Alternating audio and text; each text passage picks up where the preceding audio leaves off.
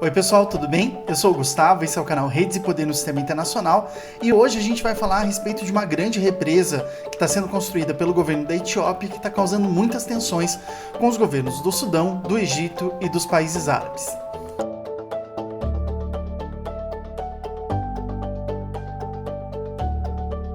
Bom, pessoal, já faz algum tempo que a gente anda escutando falar a respeito dessa represa. É uma represa que leva vários nomes, inclusive, e que já passou por várias fases de construção.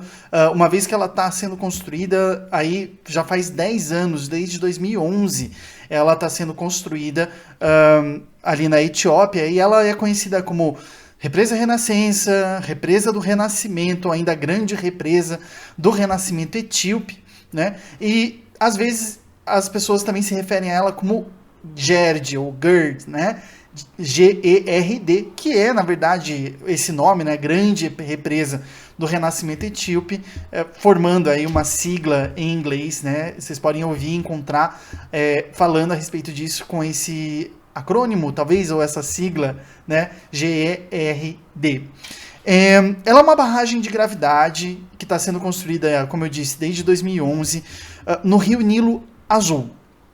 E aí é importante a gente colocar aqui, eu vou tentar fazer uma contextualização, porque é importante a gente entender que o Rio Nilo que a gente conhece, né, principalmente das aulas de história, né, tem a frase clássica, né, que o Egito é uma dádiva do Nilo, enfim, que a gente aprende na escola, né? Na verdade, o Rio Nilo ele é formado por dois braços, né? E ele passa por diversos países. E o braço que nasce na Etiópia é chamado de Nilo Azul. O outro braço, que nasce na região dos Grandes Lagos, mais ao sul, e que faz um rio, né, que passa por muito mais países, né, por um número muito maior de países, é o rio Nilo Branco. Então, quando o Nilo Azul e o Nilo Branco se encontram na região de Khartoum, no Sudão, eles viram então o Rio Nilo, e a partir do Sudão eles vão em direção ao Mar Mediterrâneo, passando para o Mar Mediterrâneo, em Alexandria, lá no Egito, né? O Rio Nilo Azul, né, essa fração do Rio Nilo que começa na Etiópia, nasce num lago no alto das montanhas da Etiópia, o Lago Tana, que fica nas terras altas, né, nessa região mais montanhosa da Etiópia, e vai em direção ao sul do Brasil até formar meio que uma curvatura, descendo, né, num canyon, e que vai descendo em direção às planícies que levam até o Sudão, né, o país no qual, né, como eu já disse, ele se junta ali na região de Khartoum, a cidade, para formar o Rio Nilo, descendo até o Mar Mediterrâneo em todo o Egito. Na parte sudanesa do Rio Nilo Azul já tem uma represa que é muito importante para aquela região, que é muito desértica, né? Quando a gente sai das montanhas altas da Etiópia e vai em direção ao Sudão e ao Egito, a gente começa a entrar no deserto do Saara. E é uma região que depende muito da água do Rio Nilo para a irrigação, mas também para a produção de energia. E o Sudão, no Rio Nilo Azul, tem uma represa próximo da cidade de Er-Roseires, né? A represa se chama também Er-Roseires, né? E é muito importante porque serve a irrigação daquela região, mas também para a produção de energia elétrica, né? Sendo que a última expansão dessa represa de Er-Roseire aconteceu em 2013, né? E foi bem grande para dar conta da produção de energia elétrica da qual depende o Sudão, mas também para auxiliar, né, na irrigação numa região que está passando cada vez mais por secas muito grandes. O continente africano ele tem passado por secas muito importantes, seja na África do Sul, seja na região norte. Esse é um tema que tem se tornado cada vez mais importante para entender as dinâmicas, inclusive econômicas, do continente americano. A represa Renascença, que está sendo construída na Etiópia, tem como principal objetivo também gerar energia elétrica para a Etiópia, que sofre para produzir a energia, a quantidade de energia elétrica que ela precisa, que ela consome, né? Ou seja, a Etiópia hoje em dia ela não consegue produzir toda a energia elétrica que ela consome, e a ideia produzir energia elétrica suficiente para que a Etiópia consiga consumir e tenha, né, acesso a essa energia elétrica, um país que tem tido recorrentemente apagões e racionamentos de energia elétrica, mas também para exportar essa energia produzida para os países vizinhos, incluindo o Sudão e o Egito, né? O projeto prevê uma capacidade instalada nessa represa de 6,45 gigawatts. Para a gente ter uma ideia, a represa binacional Itaipu, né, Itaipu Binacional aqui, ela produz 14 gigawatts, tem a capacidade instalada para produzir 14 gigawatts, né, que é muita coisa.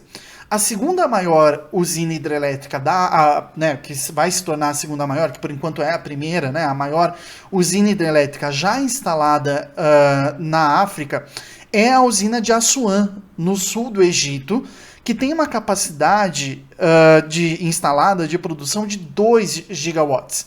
Então vamos pensar, né? Essa represa do Egito, que depende das águas do Nilo, tem uma capacidade de produção de 2 gigawatts, enquanto que a represa que vai ser instalada na Etiópia tem uma capacidade de produzir 6,45 gigawatts.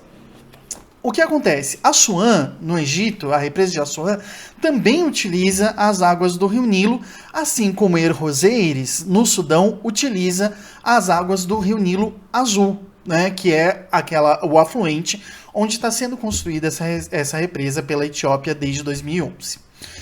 Depois de alguns anúncios nos últimos anos, a Etiópia começou agora, no mês de junho, confirmou aí no último dia 15, que ela realmente está dando prosseguimento não só à construção da represa, que é algo muito importante, mas também ao preenchimento do reservatório que fica atrás dessa represa, né? Passados aí 10 anos da construção, do início da construção dessa represa da Renascença, o ministro para as águas da Etiópia, o Celeste Bekele, confirmou que as imagens de satélite que denunciaram, entre aspas, esse preenchimento da represa realmente eram verdadeiras. Segundo Bekele, mesmo que a represa ainda não tenha o seu processo de construção terminado, finalizado, nas palavras dele, né, segundo a BBC, uma declaração que ele deu para a BBC britânica, o preenchimento do reservatório anda de mãos dadas com a construção da represa. De forma que quando a represa for construída, né, terminarem a construção da represa, o reservatório já esteja preenchido e isso permita, de uma forma ou de outra, a utilização imediata dessa represa por parte da Etiópia, né? Segundo algumas previsões, vai levar aí de 6 a 11 anos para preencher esse reservatório. Mas as tensões elas já vão aumentando, já que, apesar de o Nilo Branco ser o afluente mais longo do rio Nilo, passando por países como Uganda, Quênia, Tanzânia, República Democrática do Congo, Ruanda, Burundi, Sudão do Sul e o Sudão, é o Nilo Azul que concentra a maior quantidade, o maior volume de águas que vão dar no rio Nilo depois da junção do Nilo Azul com o Nilo Branco. Segundo algumas estimativas, 86% das águas do rio Nilo são concentradas, né? Ou seja, 86% das águas do rio Nilo depois da junção dos dois afluentes vem justamente do Nilo Azul e não do Nilo Branco, que inclusive tem um fluxo de água muito menor do que o Nilo Azul, que vem, né, num cânion das terras altas da Etiópia. Ao mesmo tempo, mais de 90% da água consumida no Egito é derivada do uso da água potável ou do uso da água para irrigação ou para produção de energia elétrica do rio Nilo.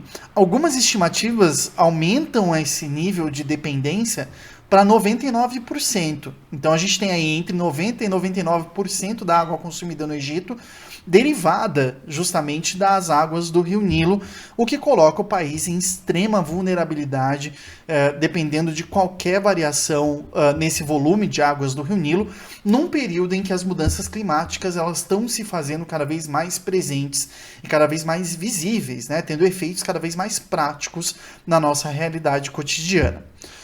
Em 1953, o Egito começou a construir a represa de Assuã, no sul do país, numa região que ele disputava territorialmente com o Sudão. até como uma forma de estabelecimento de presença egípcia naquela região disputada. Aí, se em 53 o Egito começou a construir a represa de Assuã, em 59 o Sudão começou a construir uma outra represa, a represa de Sennar, né, no Nilo Azul, né, não no Rio Nilo, mas no Nilo Azul, o que fez com que os egípcios começassem a negociar de forma mais direta com os sudaneses um acordo que ficou conhecido como Acordo de Total Utilização das Águas do Rio Nilo, naquele mesmo ano, em 1959. É importante a gente lembrar que até 1952 na prática, mas formalmente até 1956, tanto o Egito quanto o Sudão eram governados direta ou indiretamente pela Grã-Bretanha por meio daquilo que ficou conhecido como condomínio anglo-egípcio sobre o Sudão. O Egito era uma monarquia nominalmente independente, mas que sofria, né, uma influência extrema da Grã-Bretanha, né, toda a prática de relações exteriores, a prática de defesa, enfim, era executada pelos britânicos, e o Sudão era uma colônia de ambos, então tanto do Egito como do Reino Unido, e em 1952, com a revolta egípcia, o governo monárquico caiu. Em 1956, esse condomínio acaba e tanto o Sudão quanto o Egito declaram a sua independência com relação a essa questão, a essa influência britânica, seja direta ou indireta.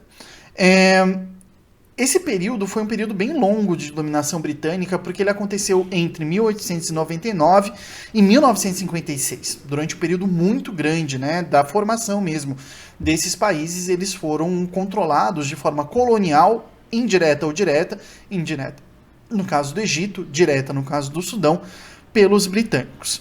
Uma vez que eles se tornaram independentes, esses países começaram a se preocupar com aspectos importantes de soberania, como acesso à água potável, mas também produção de energia elétrica, e, de uma forma ou de outra, tiveram que se deparar com a necessidade de concordarem entre si, negociarem entre si o uso das águas do Rio Nilo, que é um dos aspectos mais importantes.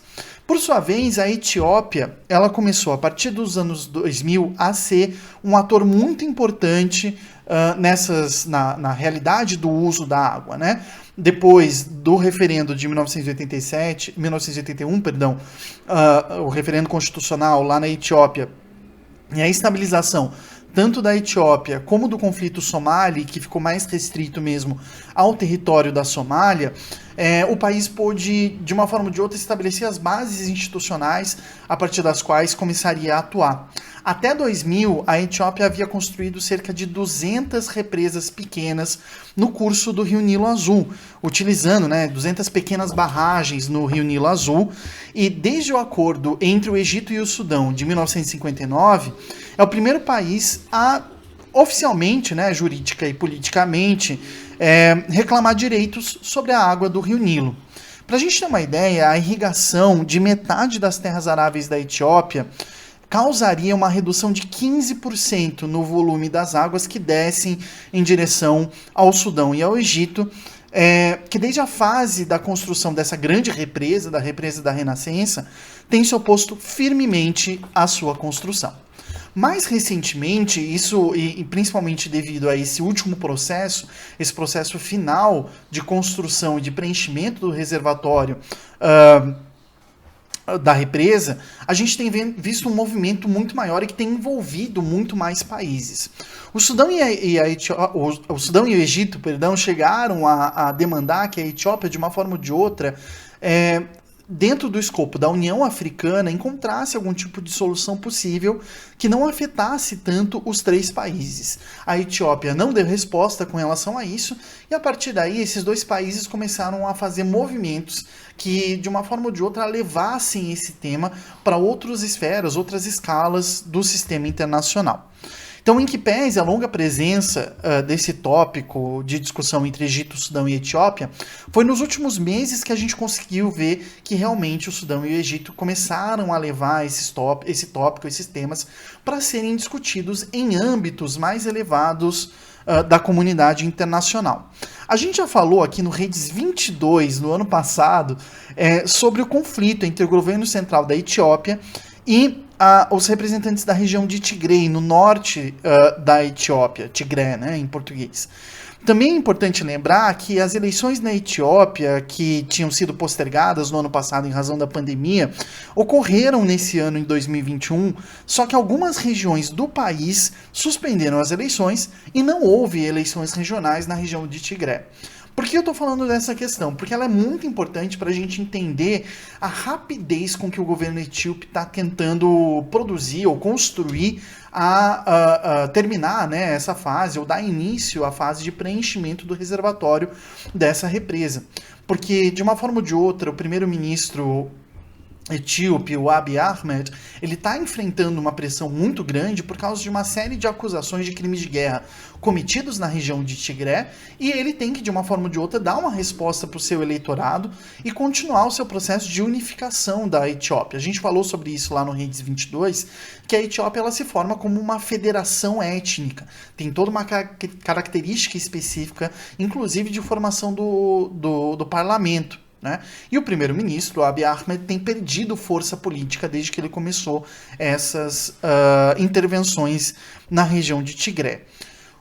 A questão da represa, portanto, ela chega num mau momento para o Abiy Ahmed, porque desde junho o Egito e o Sudão têm se reunido, principalmente com países árabes, com vários países árabes, que têm se organizado para representar as intenções tanto do Egito como do Sudão em outras instâncias do sistema internacional.